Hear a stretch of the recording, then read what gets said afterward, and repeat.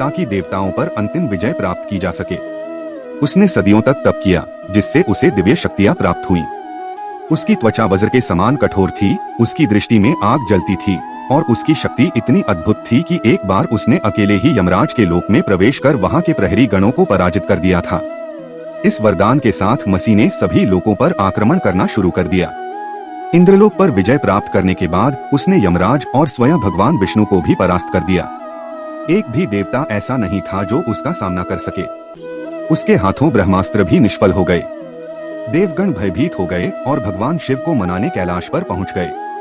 भगवान शिव ने गहरी तपस्या छोड़कर युद्ध के लिए अपने त्रिशूल को संभाला और देवताओं से कहा, यदि अन्य देव उसे नहीं रोक पाए तो अब यह मेरा कर्तव्य है कि उस अताताई दानव से जगत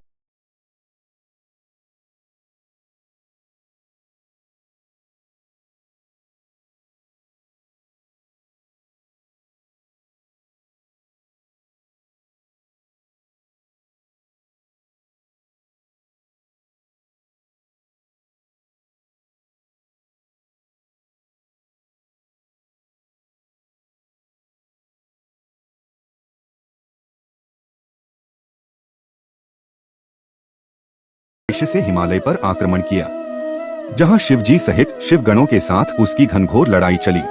यह युद्ध 100 वर्षों तक चला। मसी की शक्ति इतनी अधिक थी कि वह शिव के हर अस्त्र को निष्फल कर देता। उसने शिव के डमरू की ध्वनि को भी रोक दिया, जिससे सृष्टि का संतुलन बिगड़ने लगा। पहली बार शिव को अनुभव हुआ कि उनका कोई प्रतिद्वंद्वी उन्हें वास्तव में चुनौती दे सकता है। मसी ने अपनी समस्त शक्ति लगाकर शिव पर आक्रमण किया। शिव ने त्रिशूल उठाकर उसे रोकने का प्रयास किया, लेकिन मसी ने अपनी मायावी शक्तियों से त्रिशूल को निष्क्रिय कर दिया। मसी ने शिव को अपनी विशिष्ट शक्ति अंधकार बंधन में बांध दिया, जिससे शिव की चेतना धीरे धीरे क्षीण होने लगी।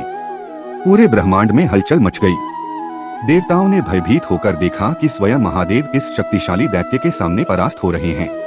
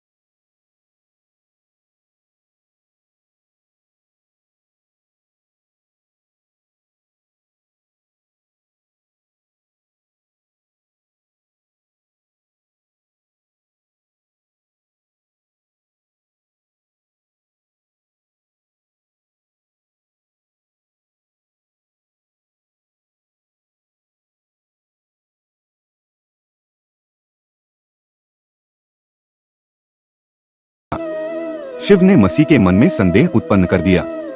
उन्होंने कहा, तू इतना शक्तिशाली है, फिर भी क्या तू सच में अविजय है? यदि तू स्वयं को हराने की शक्ति रखता है, तो क्या तुझे परास्त किया जा सकता है? मसी अपने विचारों में उलझ गया। उसने अपने अस्तित्व पर ही संदेह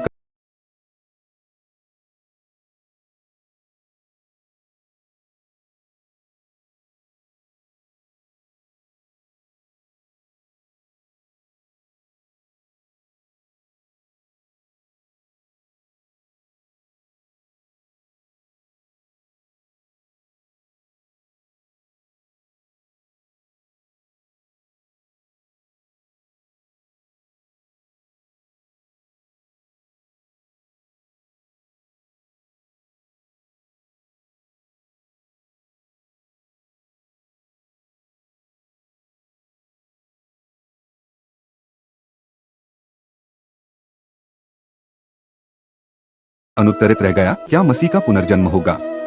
यदि हाँ, तो क्या वह इस बार और भी शक्तिशाली होगा? क्या समय स्वयं एक चक्र में बंध चुका है? इस प्रकार पहली बार शिव को युद्ध में पराजय का स्वाद चखना पड़ा, लेकिन अंततः उन्होंने यह सिद्ध कर दिया कि सच्ची शक्ति बाहरी शक्ति में नहीं, बल्कि आत्मविश्वास और मन के अडिग